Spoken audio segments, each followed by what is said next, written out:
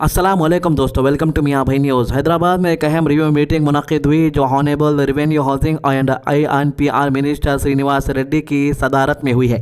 इस मीटिंग में जुबली हिल्स के MLA नवीन यादव भी मौजूद थे। मीटिंग के दौरान हुकूमती ज़मीनों के तहफ़्फ़ुज़ और तफसीली गुफ्तगू हुई और साथ ही जुबली हिल्स कॉन्स्टिट्यूंसी में माइनॉरिटी कम्युनिटीज़ को दरपेश कदीम और अरसे से चलते आ रहे कब्रस्तान के मसले को हल करने पर भी संजीदगी तौर पर बातचीत की गई।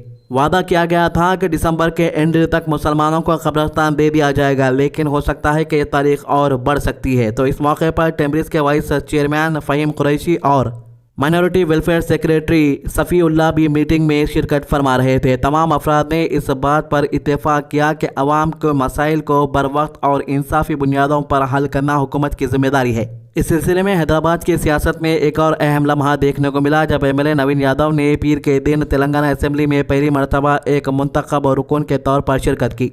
जुबली हिल्स बाईपोल जीतने के बाद नवंबर में कसम उठाकर वो रस्मिया तौर पर असेंबली के मेंबर बने और विंटर सेशन के दौरान इन्होंने हाउस में अपनी पहली हाजिरी दी। ये लम्हा इनके लिए न सिर्फ एक सियासी कामयाबी था बल्कि इनके लिए अरसे से देखा गया ख्वाब भी था जो आखिरकार पूरा हुआ। नवीन यादव को जुबली हिल्स के हाई प्रोफाइल बाईपोल में कांग्रेस के टिकट पर कामयाबी हासिल हुई। ये बाईपोल पहले से मौजूद MLA मगंती गोपीनाथ की मौत के बाद हुआ था। इस मुकाबले में नवीन यादव का सामना BRS कैंडिडेट मगंती सुनीता से था जो MLA की अहलिया थी। इस सख्त और अहम मुकाबले में नवीन यादव ने रिकॉर्ड मार्जिन से जीत हासिल की जो इस कॉन्स्टिट्यूंसी की सियासी तारीख में एक अहम मोड़ समझा जा रहा है। अगर नवीन यादव के सियासी सफर पर नजर डाली जाए तो सफर आसान बिल्कुल भी नहीं था। इन्होंने अपनी सियासी करियर 2009 में AIMIM के साथ शुरू किया था। तब उन्होंने यूसुफगढ़ डिवीजन से कॉर्पोरेटर का इलेक्शन लड़ा, लेकिन उस वक्त कामयाबी हासिल ना हो सकी। इसके बाद 2014 में इन्होंने जुबली हिल्स से MIM के टिकट पर इलेक्शन लड़ा और वहां भी दूसरे नंबर पर रहे, लेकिन इन्हें 41,000 से ज़्यादा वोट मिल चुके थे जो इनके मकबूलियत का सबूत था। इसके बाद भी इन्होंने कई लोकल बॉडी और असेंबली इलेक्शन में हिस्सा लिया, जिनमें 2018 का इलेक्शन भी शामिल है जहां इन्होंने एक इंडिपेंडेंट कैंडिडेट के तौर पर किस्मत आजमाई, लेकिन कामयाबी इनसे दूर रही।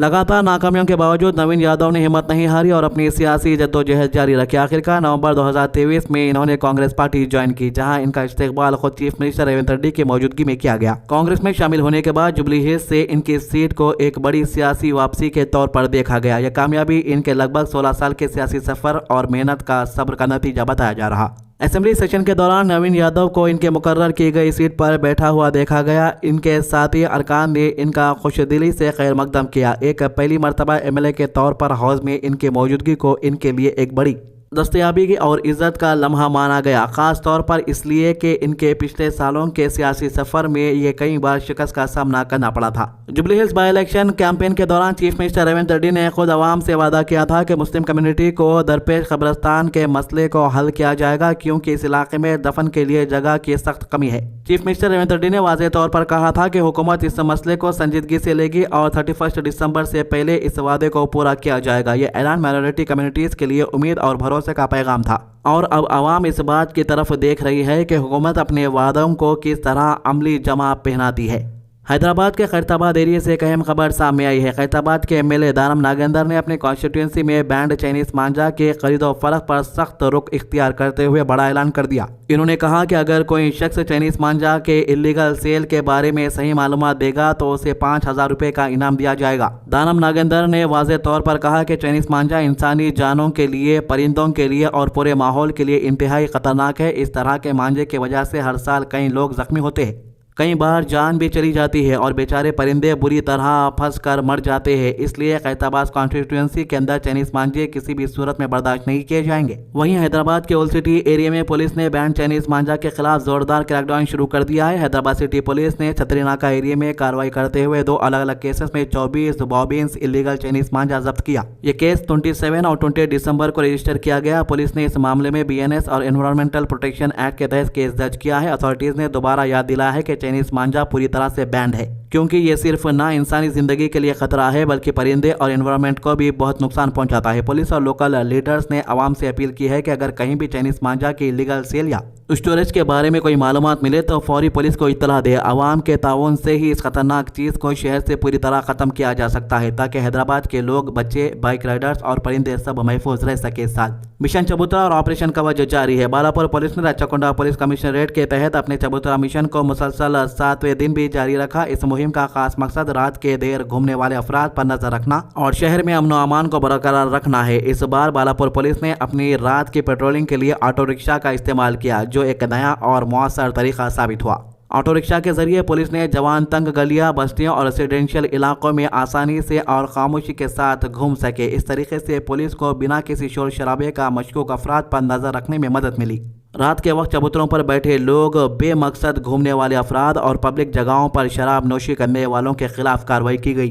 पुलिस टीम्स ने रात भर मुख्तलिफ इलाकों में छापेमारी की, पेट्रोलिंग की और उन लोगों को पकड़ा जो बिना किसी वजह के देर रात सड़कों पर घूम रहे थे। कुछ अफराद चबूतरों पर बैठकर शोर शराबा कर रहे थे, जबकि कुछ लोग पब्लिक प्लेसेस पर नशा करते हुए पाए गए। ऐसे तमाम अफराद के खिलाफ कानूनी कार्रवाई की गई और इन्हें सख्त तनबीह भी दी गई। बालापुर पुलिस का कहना है कि चबूतरा मिशन का मकसद सिर्फ पकड़ना नहीं बल्कि अवाम में खौफ कानून पैदा करना है और रात के वक्त होने वाले गलत सरगर्मियों को रोकना है। पुलिस ने वाज़ेह पैगाम दिया है कि शहर में अमन और सुकून को बिगाड़ने वालों के खिलाफ किसी किस्म की नरमी नहीं बरती जाएगी। अब पुलिस अफसरान के मुताबिक ऑटो रिक्शा पेट्रोलिंग से न सिर्फ पुलिस की मूवमेंट तेज हुई बल्कि लोकल लोगों में भी पुलिस की मौजूदगी का एहसास बरकरार हुआ है। ये मुहिम आने वाले दिनों में भी जारी रहेगी ताकि रात के वक्त होने वाली शरारतें और गैर कानूनी सरगर्मियों पर मुकम्मल काबू पाया जा सके। बालापुर पुलिस ने आवाम से अपील की है कि वो पुलिस के साथ ताउन करे और अगर कहीं भी कोई मशकूक सरगर्मियां नजर आए तो फौरन पुलिस को इत्तला दे। पुलिस का ये भी कहना है कि शहर की हिफाजत और अमन सिर्फ पुलिस की जिम्मेदारी नहीं बल्कि हर शहरी का फर्ज है। तो जिस तरीके से पुलिस अपना काम कर रही है रात के वक्त, आइए देखते हैं ओरिजिनल ऑडियो के साथ पुलिस वालों का ये वीडियो।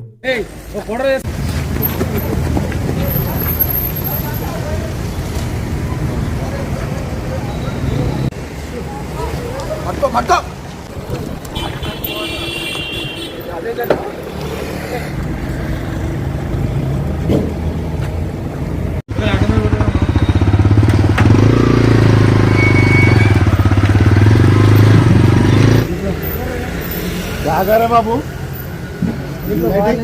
लाइटिंग तो उतरो, बाहर उतरो, तुम बाहर उतरो।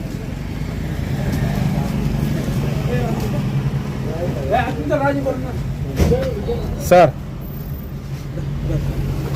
ऑटो ऑटो किसका है?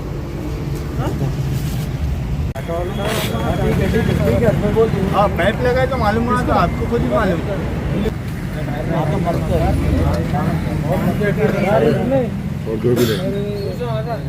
हमारा